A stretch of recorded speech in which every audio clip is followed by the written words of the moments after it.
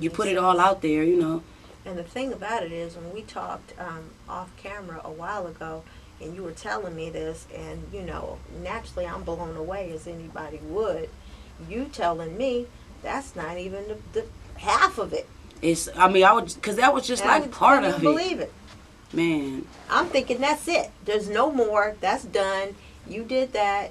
You fell. You had that accident. Those people were killed. That's it in terms of all the bad stuff that could have ever happened to you in your life. Wow. And then to know that there's more to it. Were you able to put all this in one book? I mean, that's why I said December, because I'm trying to make it all come together, because it's like when I was growing up, I had it rough. I was 9 years old and I faced death. I sat in the house for 3 days with 4 dents in my head because I was hit with like the end of a cord, like this big old like a big old vacuum cleaner cord. The big part, I was hit with it, 4 dents in my head, and I sat in the house for 2 days just bleeding, just turning colors. Nobody would take me to the hospital. So it's like I experienced death twice.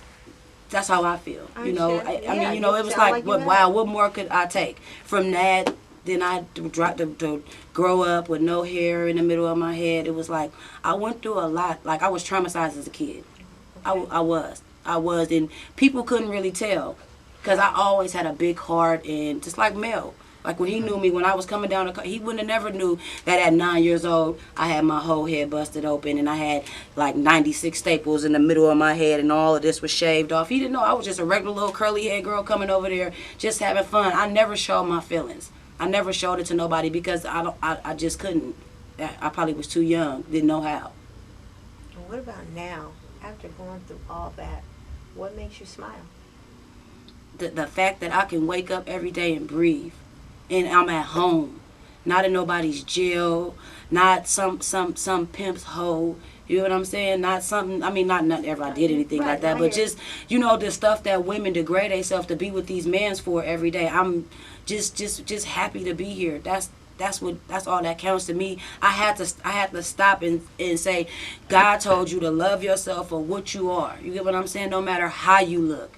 Because at first, after that accident, I ain't gonna lie, I was crazy.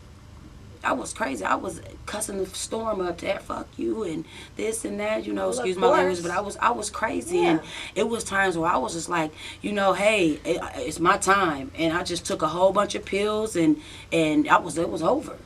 It was over. I woke up, I was in the hospital again. I'm like, okay, I'm back here. Hi, yeah, they all know my name. You know what I'm saying? They said I was coming in and out of there like a jail.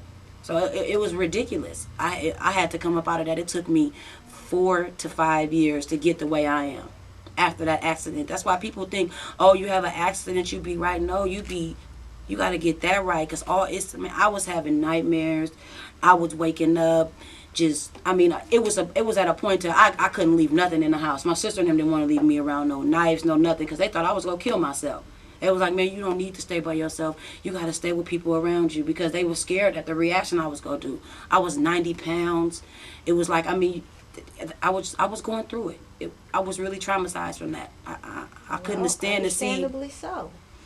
Man. Who wouldn't? I can't think of one person, big or small, bigger than you, smaller than you, who could endure that and come out and be able to speak about it as eloquently as you've spoken about it today.